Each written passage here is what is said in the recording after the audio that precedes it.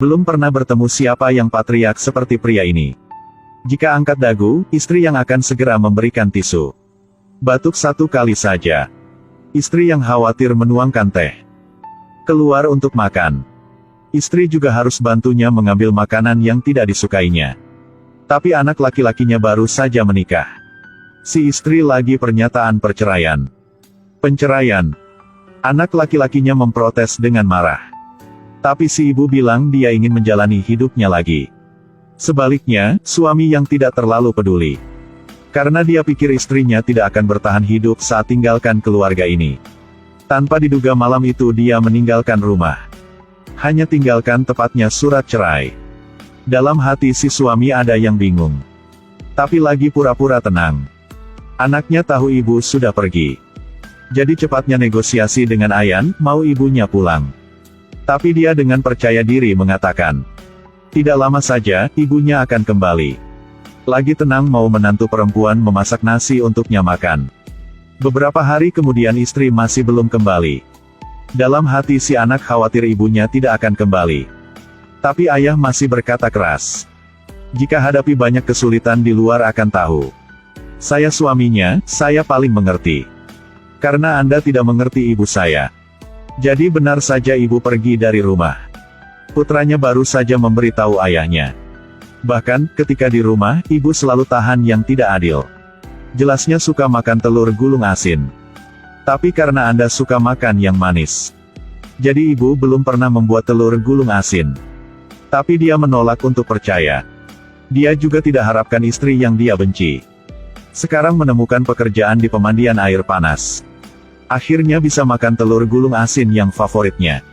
Hidup juga sangat spesial dan senang. Tiba-tiba dia temukan. Ternyata hidup yang bebas dan damai ini lagi sangat membahagiakan. Saya juga ingin menantang. Di malam hari pasangan anaknya melihat ibu mereka di sebuah iklan. Lagi segera menelepon ayah untuk menyuruhnya cari ibu. Tetapi karena kehormatan, ayah menolak. Bertekad untuk tidak mencari istrinya. Saat anak dapat ketemu ibunya. Belum pernah lihat ibunya begitu bahagia sebelumnya. Ibu berbicara dengan anak. Dulu dia hidup sepenuh hati untuk anak dan suami. Di mata orang lain, dia hanyalah seorang istri dan ibu. Tapi sekarang dia bisa menjadi dirinya sendiri. Dia akhirnya menjadi dirinya sendiri setelah bertahun-tahun. Benarnya, si anak laki-laki tahu harusnya mendukung ibunya. Sekarang dia hidup sangat bahagia dan senang. Ibu jaga kesehatan saja, semangat ya Bu. Makasih ya. Pulang ke rumah menghadapi ayah penuh harapan. Anak sudah mengucapkan keinginan ibunya. Dia akan tidak pulang lagi. Ayah patriarkal tidak tahan dengan serangan ini. Dia menyalahkan semua kesalahan pada putranya. Karena bahkan sekarang dia tidak juga tahu di mana yang dia salah. Kesabaran istri selama bertahun-tahun telah menjadi hal yang biasa. Dia hanya anggap istrinya sebagai pelayan dan pengasuh. Jika tidak merasakan rasa kehilangan, selamanya tidak dapat menyadari nilainya. Sangat asin, gak suka. Sangat asin. Anak yang baru menikah. Sang ibu telah mengajukan cerai dengan suami. Pria patriarkal itu segera memilih untuk tidak lakukan apapun. Lagi mengatakan bahwa ingin makan telur gulung manis malam ini. Kesabaran dan ketahanannya selama 40 tahun. Di mata pria ini, mungkin adalah yang biasa. Dia memberitahu putranya bahwa dia tidak ingin mau sedih lagi. Dia ingin hidup kembali. Jadi dia meninggalkan surat cerai dan kabur dari rumah. Istri ingin suaminya tahu. Tinggalkan dia. Dia menjalani hidupnya dengan baik, bahkan lebih baik. Pekerjaan baru, teman baru. Bantunya rasa kegembiraan yang belum pernah ada sebelumnya. Perasaan menjadi dirinya sendiri membuatnya sangat bahagia. Bahkan si putra juga memilih untuk mendukung ibunya. Dia rasa bahwa itu hal yang terbaik bagi ibunya untuk hidup sebagai dirinya sendiri. Tapi ayahnya lagi marah. Dia anggap ini sebagai penghinaan terhadap seorang pria. Cara yang si istri lakukan buatnya kehilangan muka. Lagi nyalahkan anaknya karena tidak berada di sisi saya. Malam minum bersama ayah menantu wanita. Tadi sangka, istri punya ayah menantu wanita juga tinggalkan rumah. Tapi dia juga tidak khawatir. Dia pikir istrinya sudah seusia ini. Sekarang tidak ada tempat untuk pergi. Akhirnya ada yang berpihak pada suami. Dua orang bahagia seperti bertemu jodoh. Setuju. Habiskan. Tidak harapkan istri untuk kembali keesokan harinya. Pria patriarkal jadi lagi sombong.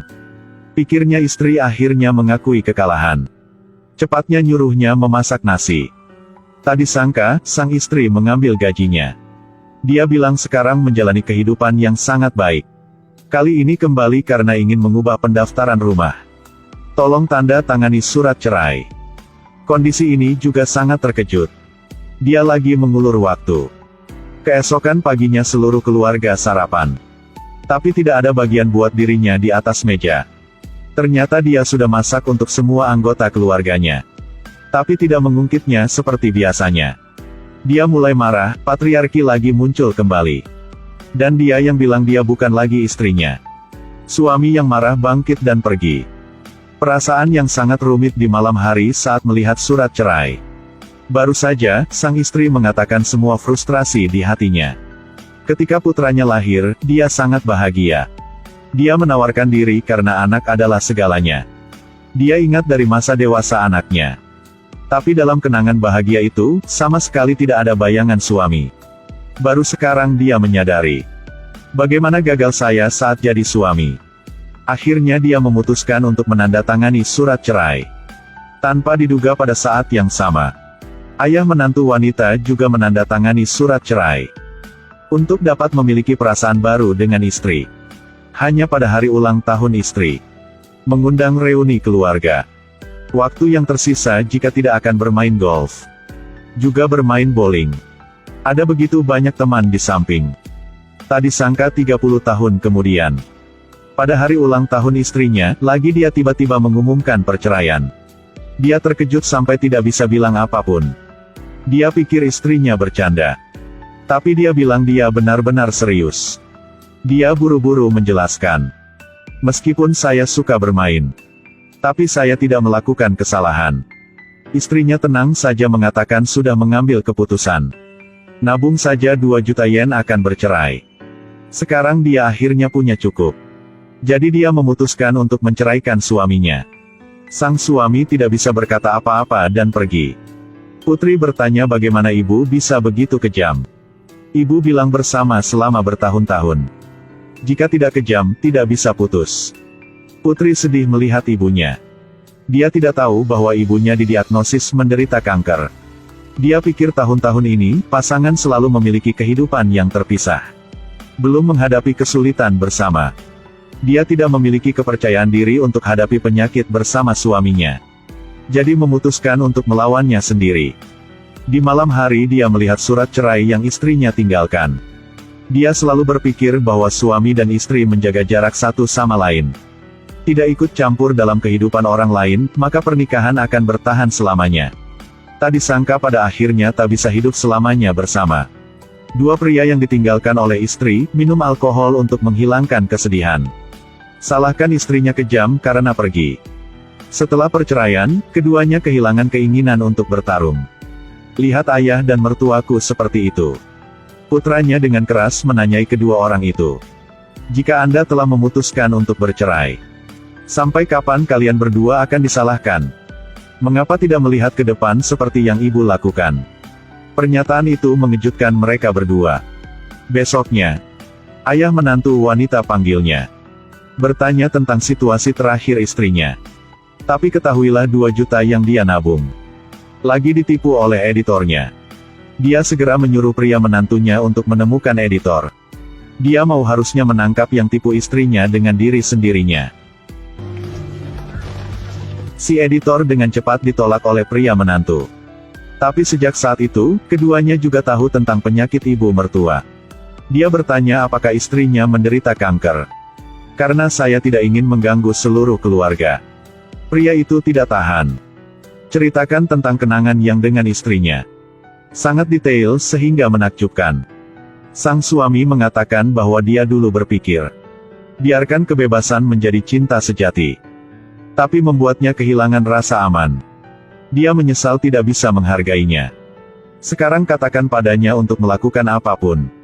Hanya dia bisa terus hidup. Pada akhirnya, sang istri dipengaruhi oleh cinta yang tulus itu. Dan memutuskan untuk bertaruh dengan seluruh keluarga. Di sisi lain sang anak juga menerima telepon ibunya. Ayah pergi ke tempat ibunya untuk meminta pekerjaan paruh waktu.